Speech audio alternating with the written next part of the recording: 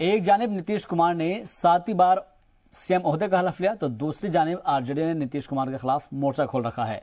नीतीश की हलफ बर्दारी तकरीब का आरजेडी ने बायकॉट किया और इल्जाम लगाया कि बिहार इलेक्शन में धांधली की गई है, जबकि बीजेपी ने आरजेडी के इस फैसले पर पलटवार किया है। रिपोर्ट देखिए।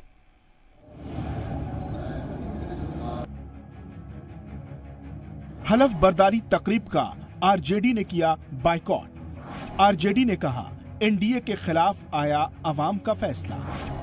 आरजेडी के फैसले पर एनडीए का पलटवार। पटना के राजभवन में मुनक्किद शानदार तकरीब में नीतीश कुमार ने वजीर आला के ओहदे और राजदारी का हलफ लिया,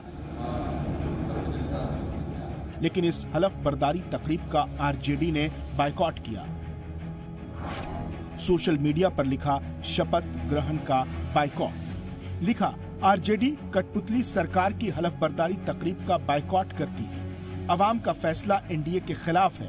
बिहार के बेरोजगारों, किसानों, तलबा, नौजवानों से पूछें कि उन पर क्या गुजर रही है। इंतखाबी नतीजों में धांधली और एनडीए के फर्जीवाड़े से अवाम गुस्से में है। हम अवाम के नुमाइंदे हैं और अवाम के साथ खड़े हैं।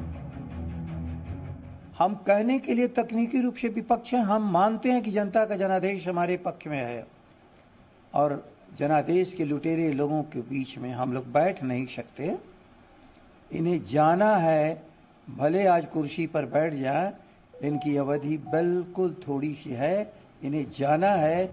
आरजेडी का इल्जाम है कि अवाम के फैसले को बदला गया है, इसलिए जिस हुकूमत की तश्कील हुई है उस तकरीब में हिस्सा लेना बेमानी है। आरजेडी के इस स्टैंड पर बीजेपी ने जवाब दिया।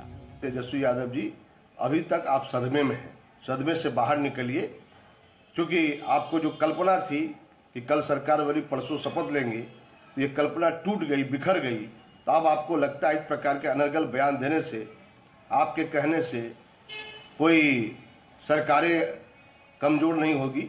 निश्चित रूप से एक मजबूत सरकार बनेगी।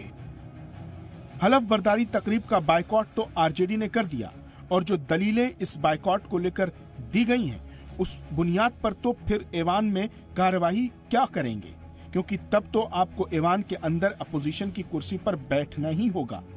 तब क्या वो अपोजिशन की कुर्सी पर नहीं बैठेंगे? बड़ा सवाल है जिसका जवाब अब आरजेडी को देना पड़ेगा। दिल्ली से नेहा के साथ ब्यूरो रिपोर्ट, जी मीडिया।